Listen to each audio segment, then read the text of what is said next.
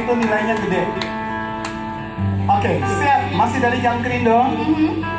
Pertanyaannya, ya, bukan 3 macam. Ibu Lucy mulai deh. Jiwa investigasinya meronta-ronta. Ibu.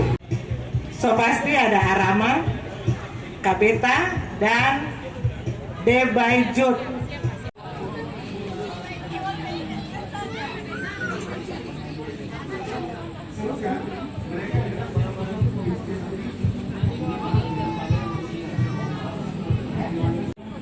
Sesuai dengan tren yang sekarang ini gitu. Jadi mungkin itu mungkin konsep kita tidak memikirkan hal-hal yang lain. Yang kita pikirkan bagaimana generasi muda kita itu bisa berkembang sesuai dengan tren yang saat ini.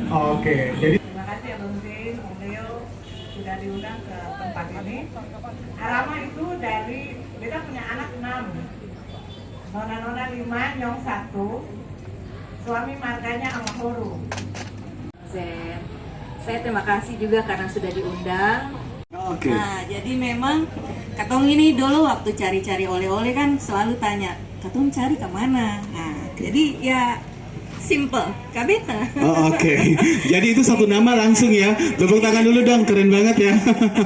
Dan memang lebih gampang di pronounce ya. Oke. Jadi itu sih salah satu yang membuat saya membuat brand. Oke. Kok bisa dari seorang sarjana planologi pindah jadi seorang desainer produk-produk fashion? Ya. Ini sebenarnya perjalanannya cukup panjang, tapi sebenarnya untuk menjadi seorang planner, saya kan latar belakangnya urban designer sebenarnya. Jadi memang sudah ada latar belakang basic dari desain. Nah, dalam perjalanannya ya mungkin jalan hidup juga ya Bang ya. Tapi dari skala yang wilayah itu, skala kilometer menjadi skala milimeter, ini memang menarik. Karena dari kilometer itu jadi meter dulu, karena sebelumnya saya juga interior dan sampai sekarang masih interior.